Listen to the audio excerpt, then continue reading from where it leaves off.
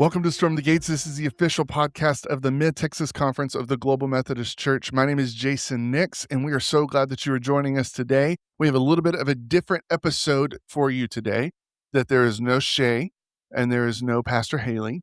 And so it's just me and my friend Velma here that we're going to be talking about her story and all this beautiful stuff. And I'm going to let her kind of unpack that. But thank you for joining us for this episode. We hope that you're blessed. If you find in hearing something you like, if there's somebody that pops into your mind as you're listening to this conversation, go ahead, hit like, subscribe, send them a text with the link to this episode so they can hear it and we can spread the good news. So all that's out of the way. Velma, welcome. Thank you. Thank you. It's quite an honor to be here. I feel privileged to be invited. So thank you so much. Thanks. Absolutely. So full disclosure, Velma Tim is on with us today, and she worships, I'm partial, she worships with us at Resurrection Global Methodist Church here in Arlington, Texas. And we've gotten to see just this beautiful obedience from Velma, but we're going to hit rewind and we're going to go way back. So Velma, I want you to start. Tell us your story, and you can start wherever you want. And we just want to hear who you are and all about you. Just go ahead. You pick the spot. We'll start there. Okay. Thank you so much, Velma Tim. Many people think I'm a Liberian, but I'm actually a Cameroonian. I'm a Cameroonian. I was born, raised Cameroon. Grew up in church. My mom particularly, I think for all my life, I've always seen her leading somewhere in church. And so we went when we wanted to, we went when we didn't want to. But then in high school, I got a crisis. In middle school, that was 7th grade, I got a crisis. I lost my dad, and that shook my faith to its very core. And so I had so many questions to ask God that I didn't get answers for, so I drifted away from the Lord. But God, as we Wesleyans say, His prevenient grace was always there. Yeah. Pulling me, drawing me back. And by the time I got to 12th grade, I just I'd gone to like for vacation at my uncle's place, and I attended this youth program in our church. And this classmate of mine was preaching. He didn't know they had come to that town that I was visiting for that program. And man, and he was preaching the message. I will never forget it. What is that thing in your life? That aching in your life that you feel like God cannot deal with. And I felt like he was telling my story. And there on that chair, I was like, God, if you could take this off, you have me forever. And for the first time, I felt like somebody took weight off my shoulders. I felt the freedom that I'd never felt all of my life. And I was so excited, so happy. And so I went on my way to the house. I was telling everybody, give your life to Jesus. It's so good. It's so free. I preached to everybody I met on that one. It was insane. I didn't even know what I was doing it was insane. It was crazy. The next day on Sunday we had, because they had come for a revival event, for a 1-week event. So that evening I went back to church, and I committed to join all the programs. I was on the evangelism team. I joined the prayer team. Because people did not know me. Maybe they probably thought I was just zealous, or I don't know what they thought of me. Yeah. And then on Monday, I started a 3-day fasting. Because I grew up in church, so I knew all of that. I was like, okay, I'm going to fast and pray. I'm giving my life to Jesus. And those were the longest days. I start praying, and I check my clock. It's just 1 hour gone.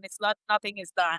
But God helped me. I kept my commitment to God for those 3 days. I just fasted, and I was hungry for Jesus, hungry for His word, hungry for His presence. And so that just continued, came back home. I knew I had to, when I turned away from God, I was really 180 to the left, to the top of the enemy. And I just lived in a way that just didn't honor Jesus. And I wanted to change place. I didn't feel like I was grounded enough to go back to my same friend group and be able to resist. So I told my mom, please, would you change my school? And she was so kind and gracious.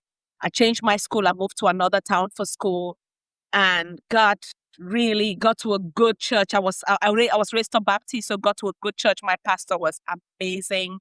I joined a group of young people who were praying, who were studying the word, who were going on evangelism, going for crusades, and all of that. I wasn't preaching though. I was like maybe on the team of people just there praying for people, and just started following Jesus like that in the word. Yeah. And I remember days and days. Almost every weekend we had a night. Friday to Saturday we had a night of prayer with our clique or our group. And sometime later we had a Bible school that was starting in our town. And my pastor was willing to sponsor people from our church that would go. And several of my friends signed up. In my mind, I was like, no, not me, not for that, not that thing, not my path, not my direction. And but when all of my friends went and they came back and told me like, oh, this was amazing. So I went, I was like, Pastor, please, I want to go. And so I went the next day, and man, immediately I went there, I knew that was where I had to be. And for 3 years, I was soaking the word, being changed, being transformed, continuing to do ministry, volunteering everywhere I could.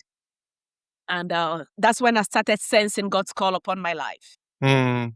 And it was beautiful, but I feel like those were some of the hardest part of my life, because I always had a plan. I knew what I wanted growing up. I talked about it with my mom and my siblings. I was either going to be an engineer or I was going to be a medical doctor. So that was clear. And then being the first child of a single parent home, I also knew in an African context, when you're the first child and your dad is not, you almost become like a second parent. Yeah. And so I wanted to grow up, become responsible, support my mom and help my siblings. And so I was like, man, I've got to do this because I need to earn a lot of money. So when God starts calling me and I'm like, God, I'm sorry, let me go make money and I'm going to support your work. I can't preach. And then number two, I'm a Baptist. Women don't preach. That's not what women do. And so I just had enough excuses. But when the call was getting stronger, I reached out to my pastor and I told him, and I was like, hey, this is what the Lord is putting on my heart. I just sensed a call to ministry.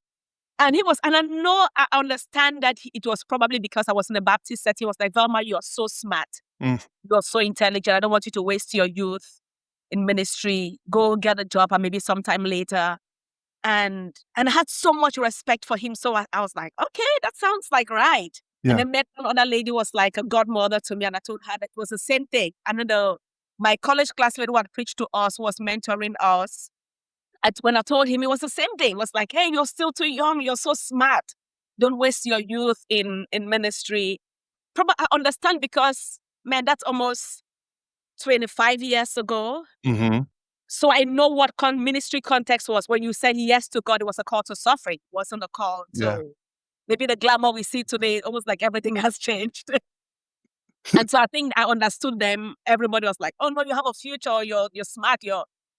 And so I was like, okay, yeah. And then I told my mom. My mom was like, not in this house.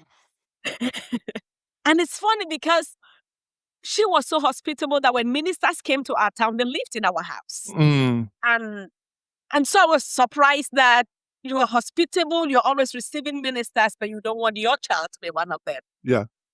And so for a year, I was like, God, I'm so sorry. You see, all the people I love, they're like, you can't. And so I believed that. And so went back to start pursuing what I wanted. And I remember I had several encounters with God, but there was one that really got my attention. One day I was sleeping at my friend's place where I was staying, going to school, and it wasn't late. It might have been like 7, 8 p.m. I can't really remember. And I heard somebody call my name. I was sleeping in her sister's room. I'm like, Velma, and I got up. I was like, hey, Sally, did you call me? And she said, no. And then I was like, is Auntie Maggie back? They said, no. I asked her mom, Mama, did you, because we called her mom, Mama, did you call me? She said, no. And they all knew what I was going through. They knew God was calling me and I was running. And so I went back to sleep. It wasn't 5 minutes and I got my name, like it was louder again. And I got up. I was like, did you guys call me? And they're like, no. And then Sally and Esther, they laughed. They're like, well, maybe God is calling you. It's that's a Samuel moment right there. Yes. Yeah. So I went back to sleep the third time. Then I got the call again. So I got up now. Now that they have said, it's like I came to my sense, okay, it's God. So I was like, okay, God, what do you want? Yeah. And I felt like the Lord was like, get up, read Jeremiah 1. I was like, okay, I'll read it in the morning. And so I went back to sleep. I turned to sleep. It was for the first time I've sensed like this holy fear of the Lord. I felt like God was going to kill me. And I don't know how to explain it because I'm like, don't say that this is heresy. I hope that I'm just my story. So hopefully it makes sense. Yeah, no, you're good. You're good. You're good. So at this time that you were woken up in the night and you've kind of heard the Lord's call, but we're kind of told no, like that's not now, go do something else. You can do this later. How old were you at this time where you knew, like, okay, this is what the Lord's called me to? I think probably 22. Okay, Yeah, great. probably 22. Yeah. Yeah, I Okay. think I was 22. So what did you do? So now that you've kind of heard it and died to it, what were your next steps after, like, okay, no, this is what the Lord's calling me to today. Like, this is what he has for me. Yeah, so when the Lord, like, when I went, tried to go back to sleep, I was like, read it now. Then I woke up and I was Yeah. reading Jeremiah. I'm like, do not say I'm too small. Do not. So all the excuses I was giving, I was seeing the answers in Jeremiah 1. Yeah. And so I was like, okay, God, I surrender. So I went back home and I told my mom, I was like, I love you so much, but I've Mm, got to do this. It's my mm, life. It's my future. And I was like, I have a feeling if I don't do this, I might not live long enough to see. So I'm going to go. And I yeah. don't think she released me. She Yeah. didn't believe I was going to do it. I'd never like openly disobeyed my mom. Like I'd never. Yeah. I love her. I cherish Yeah. her. I respect her. Man, I would die for her if it was Mhm. possible. So she didn't believe that. But that Sunday, I packed my load. After church, I told my youth group leader, I was like, hey, God is calling me and I think I've got to go. I knew exactly what the Lord had told me. I had the instructions. Come on. And he gave me 10,000 francs. It's like, was it 10,000? I can't remember if it was 10,000 or 2,000. I can't remember the exact amount. But he gave me money that was going to be enough for my transportation. Mhm. When I reached my town, I had the transport and I had change of like 200, so like almost like 50 cents change that I Yeah. had. Yeah. And that's what I started my journey with. I Wow. went to a friend that we had met at youth campus, like, hey, can I stay in your house? I will be at God's call. I don't know where to live. And she said, yes, come in. So I got a place to stay and it's been a good journey so far. That's beautiful. All right. So, and this is all taking place in Liberia? In Cameroon, In yes, in Cameroon. Cameroon. Okay. So, at what point did you go to seminary at that point? To university? Yeah, Or I'd started and stopped and went back. So after that, I went back to Bible college. Yeah. okay, so Immediately I said yes to the call. I think the first part was to go back to Bible college. So I gotcha. did, yeah. All right. So, at what point did you cross the ocean? What does ministry look like since saying yes? What did that end up what it end up looking like? And then I wanted to talk specifically about a ministry that you are rolling out here in North Texas, but is an extension of, Okay. because I know this part. So it's called Acts 1:8, you guys. And so I'm going to let Velma tell us more about that, but kind of fill in the gaps. So we've responded to the call. We've taken the big step of faith, found a friend to let us stay in their house. How did this play out as far as education, and then where have you served, and what does ministry look like for you? That's a big question, I know. Okay. A lot. Yeah.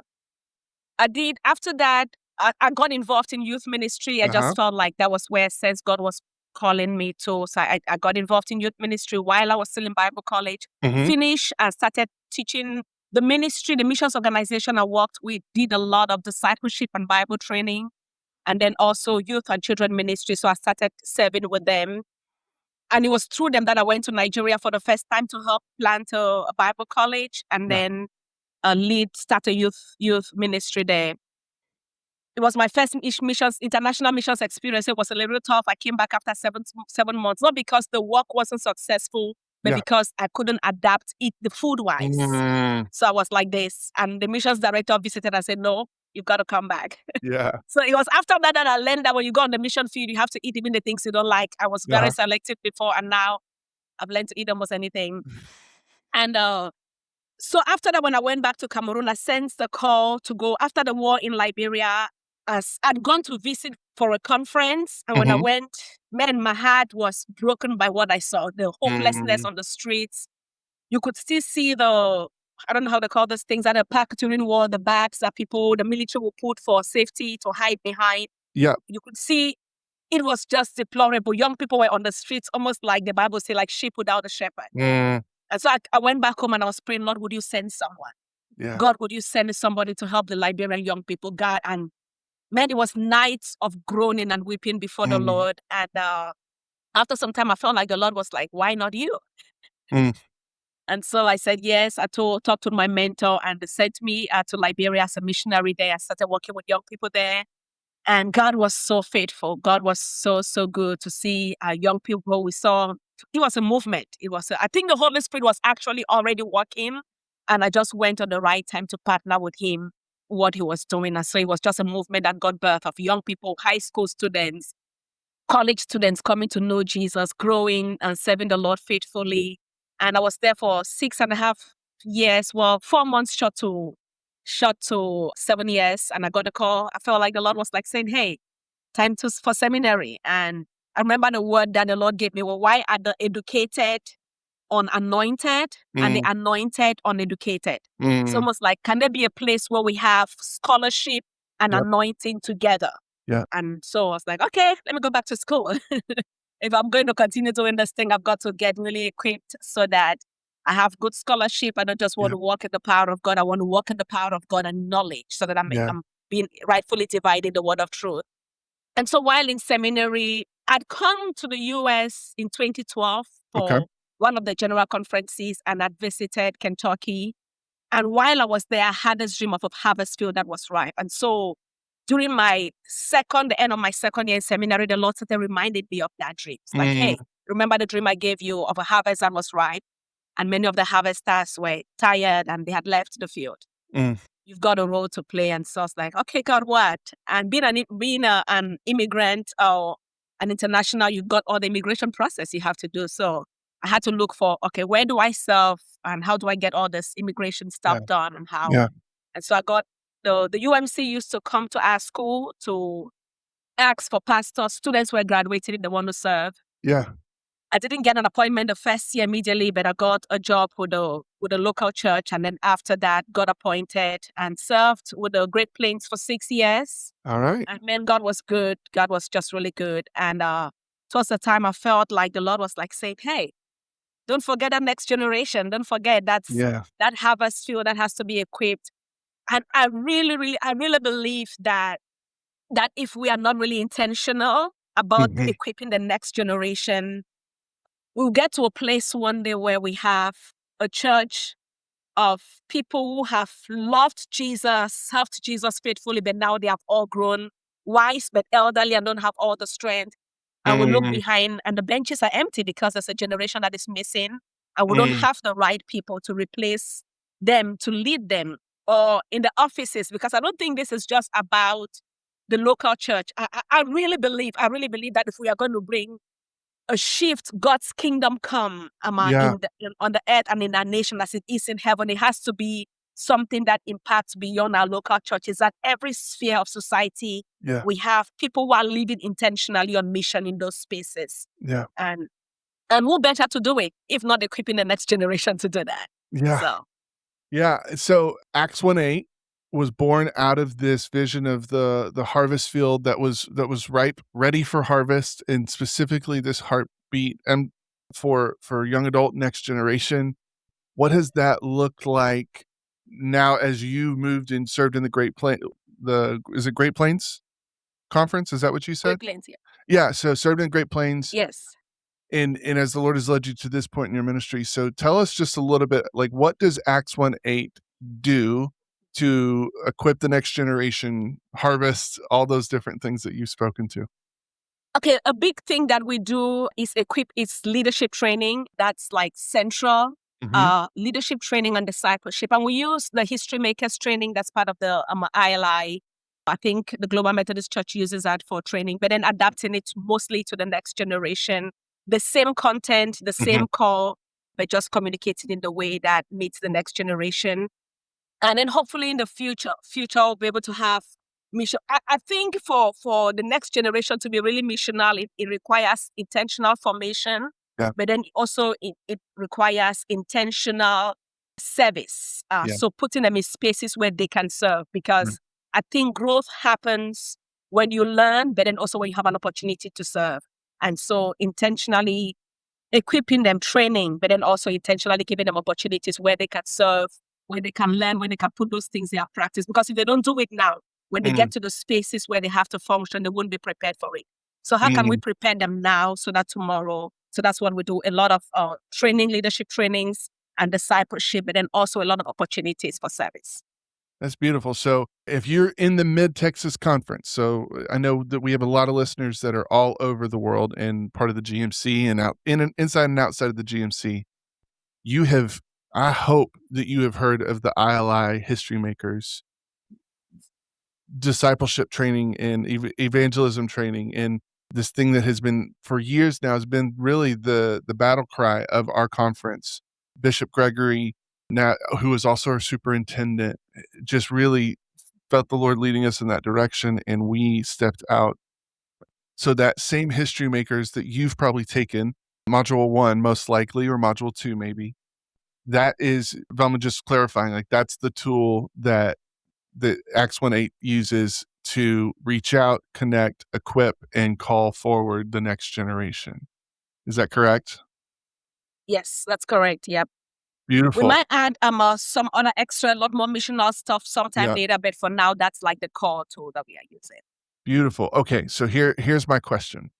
You're serving in Great Plains. The Lord has been just faithful, and you went and got the scholarship to match the call, and so fully equipped. How the heck did you end up in Arlington, Texas? Can you tell us that story? Yeah, I knew when the Lord started speaking to me about the transition, I knew it was either Texas or Chicago. And so I wanted to go to, I don't want to say I like, there are times when I'm in a space, I can tell if this is a space or not. And so I went to Chicago for a conference, and when I didn't sense that. And so I attended a conference, actually a church planting conference in Texas. And immediately I landed. I've been to Texas several times, but I wasn't coming for, so I wasn't like sensing anything. But when I got here, I was like, I knew I had to be in Texas. Yeah. I knew it was the DFW area. And so when I came down, I wanted to see, okay, where in the DFW? So I took the map of DFW, went online, printed a map of the area, started praying over the campuses. Mhm. And I knew Arlington was like middle. You could easily go to any direction. So Yep. when I was, okay, let me go to the campuses and see where. Immediately I came to UTA. Man, Mhm. I knew this was home. I just knew, yeah. I just knew it was home. I knew it was where the Lord wanted me to be, and I didn't go anywhere else. Yeah, That's awesome. You're like, I didn't go anywhere else. I just knew the search is over. The search is the over. search is over. Yeah, yeah, That's too yeah. cool. All right. So where did you move? Where were you at when you moved here to Arlington? Where were you moving from? I was moving from Lexington, Nebraska. No, but then I was at Cleburne at my friend's place, Lami and Babatunde. Yeah. I stayed there for like a month and a half trying Okay. to, yep. But you came to Texas from Nebraska. Yeah, Lexington, So Nebraska. I've just got to ask you, how were the winters in Nebraska? Oh my, the negative 23s and 30s. And I'm not a cold person. I don't even know how I survived. Yeah. Yeah, not Uh, something. I love the beauty of the snow. It's beautiful, yeah. but I don't like the cold. Yeah. I I would have my heat on. I would have like 2 or 3 jackets. I would have like 2 or 3 comforters, and then I would have a side heater beside my bed. Yeah, Okay. yeah. All right. Well, and then of course in Texas, the counter argument is just wait till July and August, and then you'll be praying for Nebraska weather. So, I uh, think it would, you can always be in the AC, so it will never be the same. yeah. Okay. So you're in Texas, and so I just know just because we've partnered together and partnered with another local church, St. Stephen here in Arlington. You already did one ILI History Makers for young Yeah. adults. Acts 1:8 is up and running, kind of getting its feet on the ground here now since the Lord sent you to UTA. I'll just also say, like, I get to see you every Monday with our Fort Worth district with our Yeah. presiding elder Dean Libby. So you are minister. I'm assuming, have credentials already been transferred, or are they being transferred? Being transferred. Being So, transferred. yeah. Okay, cool. So talking to you're now talking to all of Mid Texas, and you've told us a story about how this passion for the next generation, seeing young adults, the tool being ILI with some other things in there as Mhm. well, just to make it really relevant and that they have a place to connect. What's a way that a pastor or a layperson a random, it doesn't matter, just somebody hearing this right now that could say, hey, like we've got young adults in our community that we need to connect with. Like, what's a good way for them to connect with you, or a way to partner with, come alongside Acts 1:8? What does that look like? Okay. I would say first it will be I would like to come. I like to come and meet your young adults if it's possible. Uh, then, man, I'm open to hosting, helping, partnering with churches to host these conferences to train their young adults. Yeah. But not only that, I also believe I would like to work with churches to help them see how can you reach the young adults in your community. Yeah. How can you reach, especially for those who have campuses close by, who have colleges close by. How can you reach the colleges? You don't need to have a young person to reach college students' age. I think we actually need a lot of intergenerationalness to be able to really effectively minister, because many are looking for that.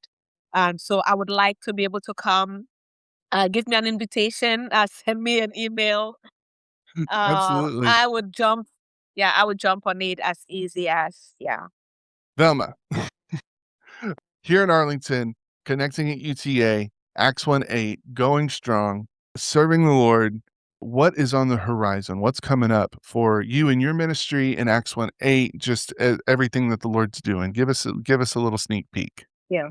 I think the few things is here in Arlington is to be able to, I know movement is well, we have an Acts 1:8 movement. I just really sense like the need for a movement of young adults who are just genuinely growing in their faith. Yeah. And so mostly like small group settings and involving a lot of adults in that, who are willing and intentionally helping to mentor these young adults.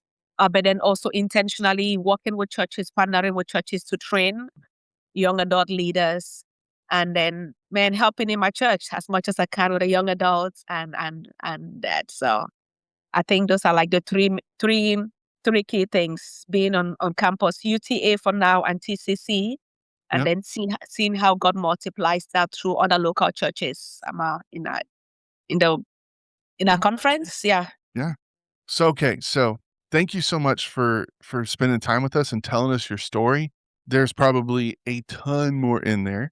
So if you just want to reach out to Velma, just for no particular reason other than just to hear the rest of the story, again, we're going to include her email in the show notes, ways to get connected with what the Lord's doing here, and really just kind of trusting, like, hey, God's up to something and he is calling out every generation.